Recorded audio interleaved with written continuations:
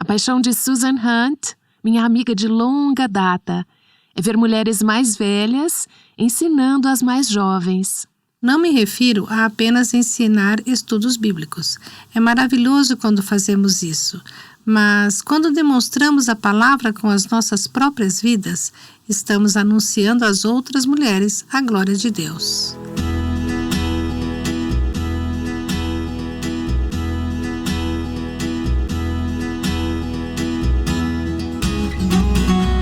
Este é o Aviva Nossos Corações. Eu sou Nancy DeMoss Wogemuth, autora de A Sós com Deus, na voz de Renata Santos. Obrigada por se juntar a nós para o último episódio da série Envelhecendo com Graça.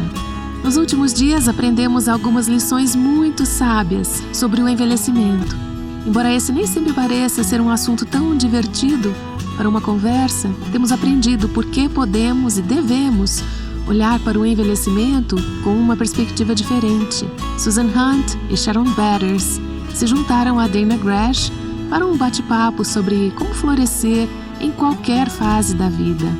Se você está acompanhando esta série pela primeira vez hoje, quero incentivá-la a voltar e a ouvir as conversas dos dias anteriores. Você pode encontrar os episódios 1 e 2 no nosso site www.avivanossoscorações.com ou no app do Revive Our Hearts, disponível na App Store e no Google Play. Agora fique com Dana, que dará início à última parte dessa conversa com Susan e Sharon. Eu tenho uma pergunta sincera. Sinto que passamos 3 dias juntas e a essa altura já somos amigas de verdade. Já estamos falando sobre idade.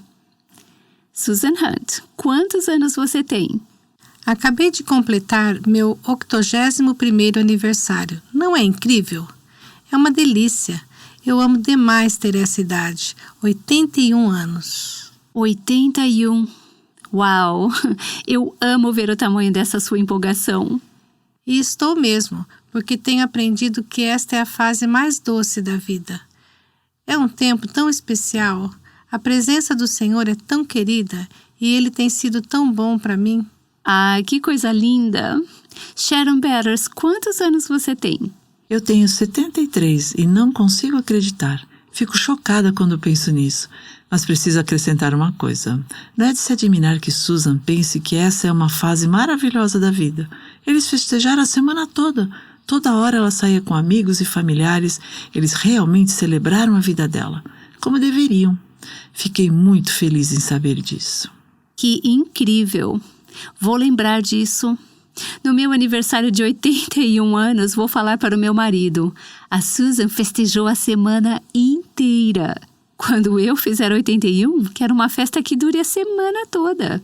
Bem, eu, Dana Gresh, tenho 53 anos e minhas costas sentem que estou descendo ladeira abaixo, como diria o ditado.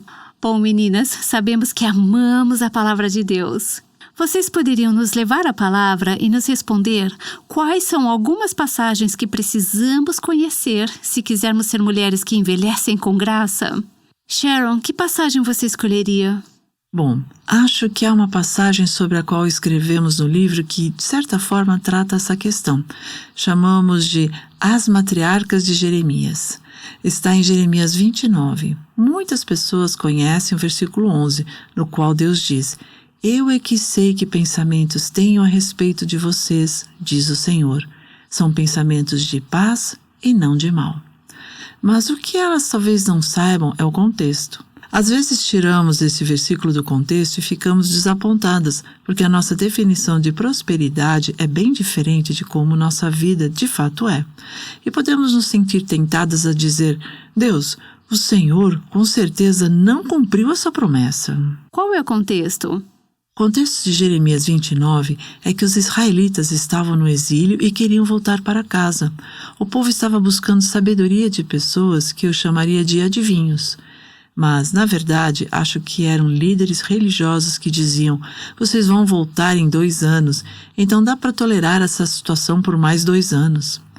Mas Jeremias disse: eu tenho uma mensagem do Senhor, e o Senhor diz que eu os levei para o exílio. Deus assumiu a responsabilidade por eles estarem no exílio. E ele disse: vocês vão ficar aqui por 70 anos, não vão voltar antes disso. Isso é muito tempo. Começamos a olhar para as pessoas que estavam lá e focamos nas mulheres. Focamos nas mulheres mais velhas, mas, francamente, isso poderia se aplicar a qualquer mulher, porque a maioria delas não voltaria para sua terra natal. Elas envelheceriam a ponto de não conseguirem mais voltar. Exatamente.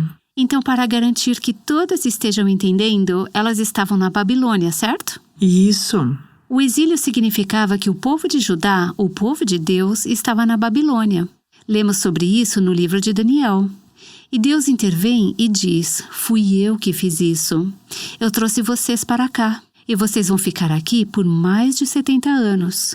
É isso que Jeremias está dizendo aqui. Exatamente. E quanto às mulheres na Babilônia? Bem, elas queriam voltar a como as coisas eram antes e acho que todas nós conseguimos sentir a dor delas. Queremos voltar ao que as coisas costumavam ser, mas Deus estava dizendo: vocês não vão voltar. E acho que podemos aplicar isso a todas as áreas da nossa vida. São aquelas situações com as quais estamos desapontadas, quando não podemos recuperar aquilo que queremos tão desesperadamente, aquilo que perdemos. E o envelhecimento é, muitas vezes, uma fase de perdas em que não podemos voltar atrás por mais que desejemos. E como seguimos em frente? Como lidar com essa condição, sabendo que o antigo já passou, o novo chegou, mas não estamos lá muito empolgadas com isso? Enquanto você fala isso, fico pensando nos anos maravilhosos. É assim que chamo os anos em que todos os meus filhos estavam em casa, no ninho. Como eu amava aquela fase! Amava quando meu Robbie, minha Lexi e minha Autumn estavam por perto e eu sabia onde eles estavam. Às vezes sinto falta daquele tempo. Acho que o Senhor quer que eu valorize aqueles momentos, mas siga em frente, sem saudosismo. Se eu voltasse ao passado, eu provavelmente me encontraria super estressada com a pilha de roupa suja. Mas fazemos isso, não é? E você está sugerindo que é isso que elas estavam fazendo? Exatamente. Elas queriam voltar ao passado. Mas quando olhamos para todo o trecho de Jeremias 29, Deus não diz apenas: bem, vocês estão presas aí, se virem. Ele dá instruções muito específicas e cada uma dessas instruções é um símbolo de esperança. Construam casas. Os israelitas provavelmente estavam num lugar desolado, arruinado pela guerra, então teriam que reconstruir suas casas do zero. Plantem jardins e comam dos seus frutos. Casem-se, deem suas filhas em casamento, tenham filhos. Orem por quem estiver no comando, porque se esses líderes prosperassem, elas prosperariam também. Esse é um tema que aparece por todas as Escrituras. Lá em Gênesis, Deus disse a Adão e Eva: sejam fecundos e multipliquem-se. Gênesis 1:28. Ele nos diz isso repetidamente na Bíblia.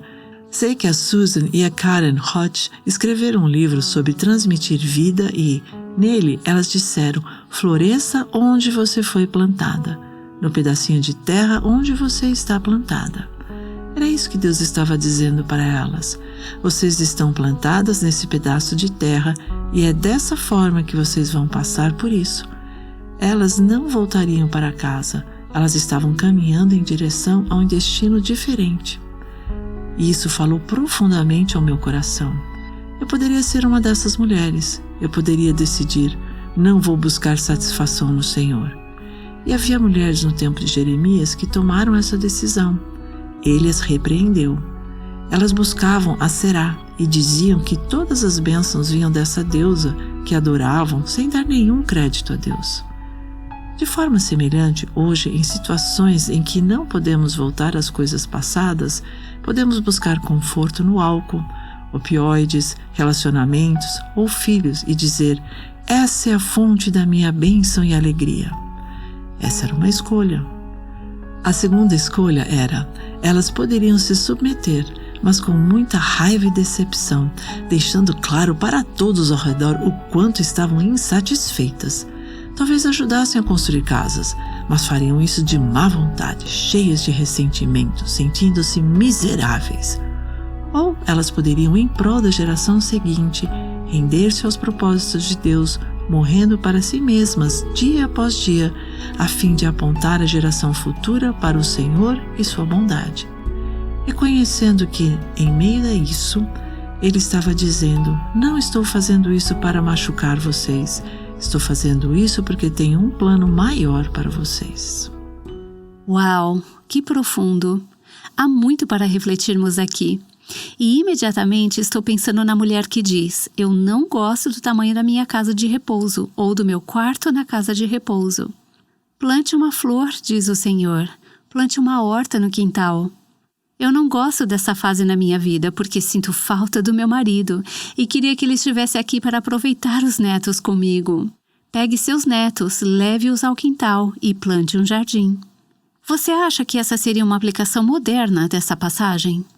Bem, isso me faz pensar em uma mulher de um pequeno grupo que fazia um estudo bíblico.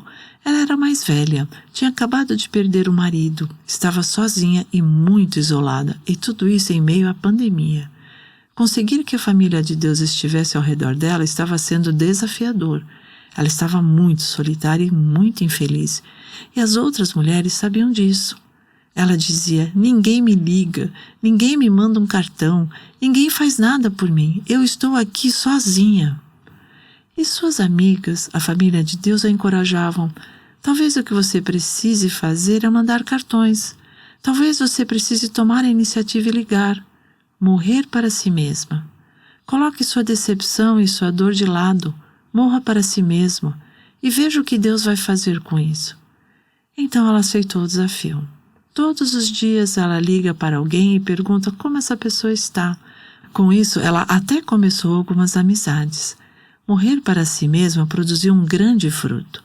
Ela poderia ter ficado onde estava, amargurada e zangada. Quando as pessoas a visitassem, ela poderia até guardar rancor contra elas, porque elas não vinham para visitá-la do jeito que ela queria. Mas, em vez disso, ela escolheu morrer para si mesma. São inúmeras pequenas mortes por dia, momentos em que conseguimos nos entregar aos propósitos de Deus. Não estou dizendo que é fácil. Não acho que nem eu, nem a Susan estejamos dizendo que é fácil. Acredito que, para algumas, é excruciante. Mas a promessa é sempre a mesma: vamos florescer quando estamos plantadas na casa do Senhor.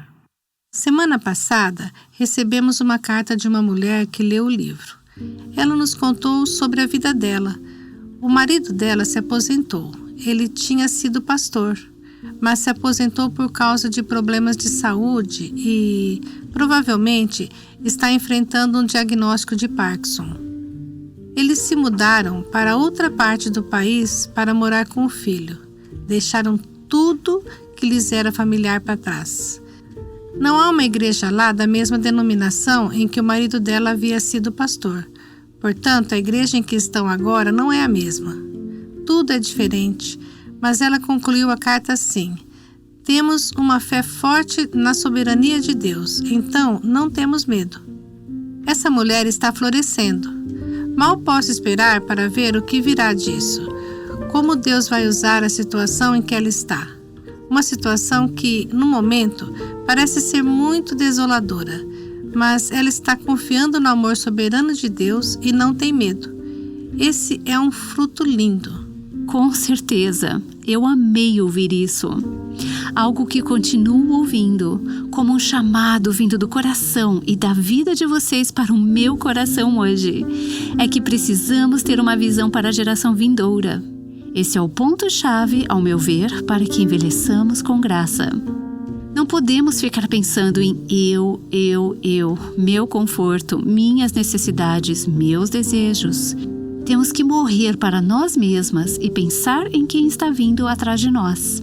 Sim, Susan, você fala muito bem sobre isso quando discorre sobre o Salmo 71, em que você expõe aquela visão ampla. É tirar os olhos de nós mesmas e focar na próxima geração. O Salmo 71 é muito marcante. É dito que se trata da oração de um homem idoso. Muitos comentaristas acreditam que seja Davi, no momento da revolta de seu filho Absalão, quando ele tentava destroná-lo. Imagine ser traído pelo próprio filho. Tudo se deu de forma muito pública, um escândalo público. Mas, apesar de tudo, vemos a oração de Davi. Ele faz a coisa certa. Ele vai a Deus em oração. E ao longo dessa oração, ele lembra as várias fases de sua vida.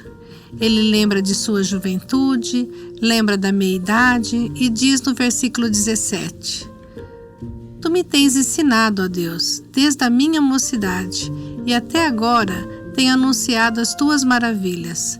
Não me desampares, ó Deus, agora que estou velho e de cabelos brancos, até que eu tenha declarado à presente geração a tua força e às gerações vindouras o teu poder. Isso me encoraja tanto, saber que naquele momento ele estaria orando para que o Senhor o usasse para anunciar os feitos de Deus à próxima geração. É a grande comissão de hoje. Uma geração deve anunciar os feitos de Deus à próxima geração. Mas acho tão interessante que ele tenha passado por todos esses versículos falando sobre o que lembra. Ele se recorda da fidelidade de Deus em cada fase de sua vida. Isso me lembra do que Davi escreveu no Salmo 103. Bendiga minha alma o Senhor, e tudo que há em mim, bendiga o seu santo nome. Bendiga minha alma o Senhor, e não se esqueça de nenhum só de seus benefícios. Ele é quem perdoa todas as suas iniquidades, quem cura todas as suas enfermidades, quem da cova redime a sua vida e coroa você de graça e misericórdia. É Ele quem enche de bens a sua vida, de modo que a sua mocidade se renova como da águia. Minha mãe viveu até os 99 anos. Aos seus 90 anos, quando sua vida estava começando a se tornar bem pequena, comecei a orar para que ela não se esquecesse dos benefícios de Deus. Orei para que, mesmo com a vida ficando pequena, ela se lembrasse de tudo que Deus havia feito por ela, de sua fidelidade para com os filhos dela, e ela se lembrou e floresceu. Acho que é isso que vemos aqui. Davi não estava se esquecendo, ele estava se lembrando. E mesmo nessa situação horrível da traição do seu próprio filho, ele diz: Mas Deus, deixe-me proclamar o seu poder para a próxima geração. Gente, essa é uma visão poderosa. É a visão que todas nós deveríamos ter. Mesmo que eu esteja confinada a uma cama de hospital, que eu possa mostrar e anunciar à próxima geração as maravilhas de quem tu és. Que meu espírito, que tudo a meu respeito, clame para aqueles ao meu redor que tu és grandioso, tu és amoroso, tu és bondoso, tu és perdoador. Isso nos leva diretamente para Tito 2. Mulheres mais velhas devem ensinar e treinar as mais jovens para que possamos viver vidas que honrem o Senhor Deus. Minha oração é que, enquanto as mulheres mais velhas e as mais jovens leem esse livro, elas vejam o valor dos seus relacionamentos umas com as outras, que as mulheres mais velhas tenham uma visão grandiosa. A maneira como servimos a Igreja do Senhor na velhice vai ser diferente da maneira que servíamos quando jovens. Já não conseguimos servir tanto, não conseguimos realizar muitas tarefas do ministério, mas podemos incentivar, apoiar aquelas que estão trabalhando. Podemos elogiar o trabalho maravilhoso que estão fazendo e dizer o quanto temos orgulho delas. Podemos orar por elas, podemos ser missionárias durante todas as nossas vidas, e acredito que é para isso que o Senhor nos chama.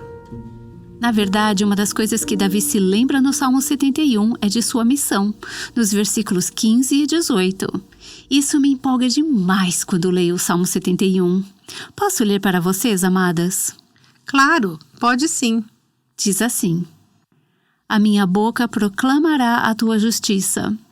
O dia inteiro contarei os feitos da tua salvação, ainda que eu não saiba o seu número. Irei na força do Senhor Deus, anunciarei a tua justiça, a tua somente. Versos 15 e 16. Viram só? Quando leio o Salmo 71 e percebo que Davi está velho, mas ainda em missão, algo se agita dentro de mim. O que vocês pensam sobre isso? A mesma coisa. Há décadas, ele agita em mim o desejo de ver mulheres ensinando outras mulheres a glória do nosso Salvador. E não me refiro a apenas ensinar estudos bíblicos. É maravilhoso quando fazemos isso. Mas quando demonstramos a palavra com as nossas próprias vidas, estamos anunciando a outras mulheres a glória de Deus. Acho que precisamos tornar isso mais prático para nós que somos mais velhas. O que isso significa que podemos fazer? Sharon deu um exemplo maravilhoso da mulher que começou a mandar cartões porque ela mesma não estava recebendo cartões. Em vez de ficar amargurada, ela começou a mandar os cartões. Uma das coisas que fiz durante a pandemia foi escrever um bilhete para cada família da nossa igreja dizendo que sentia falta delas. E, conforme tenho entendido melhor o poder da oração, uma das coisas que amo fazer agora é orar. Não posso sair e fazer tanto quanto antes, mas posso orar por aqueles que estão saindo e fazendo. Eu posso orar pelos nossos netos, eu mando versículo para eles todas as manhãs, apenas um versículo para eles começarem o dia. Existem maneiras de compartilhar a palavra de Deus sem precisar sair de casa. Minha porta está sempre aberta para as minhas filhas espirituais virem. Posso compartilhar com elas o que aprendi sobre o Senhor. Eu amo isso.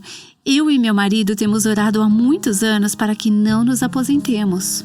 Pode ser que nossa vocação mude, porque nossa idade nos impede do tipo de liderança que exercemos na juventude.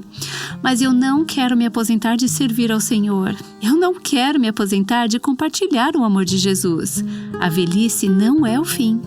Na verdade, outro trecho deste salmo, os versículos 19 e 20, nos lembra que envelhecer não é o fim, não é? Sim, com certeza. A tua justiça, ó Deus, se eleva até os céus. Grandes coisas tem feito, ó Deus, quem é semelhante a ti? E depois ele conclui no versículo 24. Igualmente a minha língua celebrará a tua justiça todo dia, pois estão envergonhados e confundidos os que procuram o meu mal. Seus olhos estão no futuro, na graça futura, na eternidade, quando tudo pelo que ansiamos, tudo que sonhamos se tornará realidade. E é isso que ele está vendo. Ele consegue enxergar isso mesmo agora, como nós também deveríamos. Nossos olhos devem estar fixos em nosso destino. Que é o céu. Sim. Para mim, o céu fica cada dia mais doce. Quanto mais velha fico, mais doce ele se torna. Quanto mais pessoas, amigos e familiares estiverem esperando por mim lá, mais animada fico para estar lá. Que destino maravilhoso temos pela frente. Foi uma alegria conversar com vocês, Susan e Sharon. Este livro tem sido uma leitura muito enriquecedora para mim. Está na minha mesa de cabeceira, estou quase terminando de ler. Que conversas íntimas eu tenho tido com vocês todas as noites antes de dormir. Obrigada por estarem lá. Uau! Que alegria foi ouvir essas mulheres piedosas compartilhando sobre como crescer no Senhor e envelhecer com graça. Seja você uma mulher que já está envelhecendo com graça ou uma mulher mais jovem que está buscando conselhos sobre como fazer isso bem, esperamos que o Senhor tenha usado esta série para transformar a sua visão sobre o envelhecimento, inspirando-a a viver essa fase da vida à luz da sabedoria e da beleza das Escrituras. Assim como, muitas vezes, vemos a velhice como um período da vida em que a produtividade e a utilidade para o reino de Deus parecem diminuir, você já deve ter se perguntado se a sua presença no reino realmente faz diferença, especialmente quando percebe que não está envolvida em obras tão grandiosas como os outros crentes ao seu redor, não é mesmo? Semana que vem começaremos uma nova série aqui no Aviva Nossos Corações que vai te desafiar a reavaliar esse pensamento. Vamos estudar a vida de 4 mulheres que entregaram e dedicaram suas vidas comuns ao Senhor e, por causa disso, foram usadas por Ele para fazerem coisas extraordinárias, impactando as vidas de inúmeras pessoas. Então, Não perca o primeiro episódio de Mulheres Incomuns que fizeram uma diferença para Deus, que será lançado na próxima segunda-feira. Agora acompanhe a Susan enquanto ela ora para finalizarmos o episódio de hoje. Pai Celestial, como agradecemos por saber que o Senhor planejou nossos dias e que preparou uma eternidade para nós que vai além da nossa imaginação. Obrigada porque o Senhor tem um plano para nós, um plano para nos prosperar, para nos dar todos os tesouros do céu e que já podemos experimentar um pouco disso agora. Porque o Senhor está conosco, seu Espírito vive em nós. O Senhor nos deu sua palavra para nos ajudar a conhecê-lo e a conhecer os seus caminhos.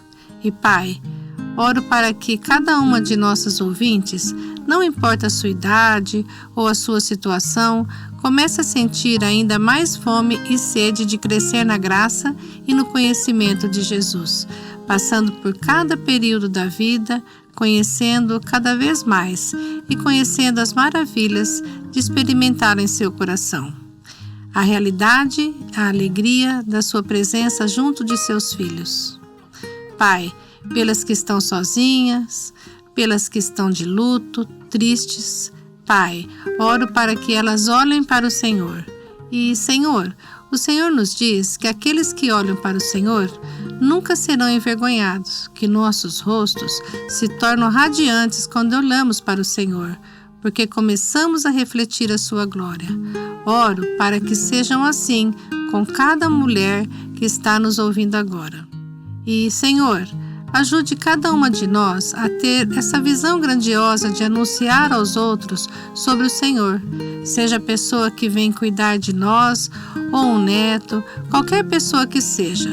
Senhor, que possamos mostrar a eles as maravilhas de quem o Senhor é. No grande e poderoso nome de Jesus, nosso Salvador. Amém.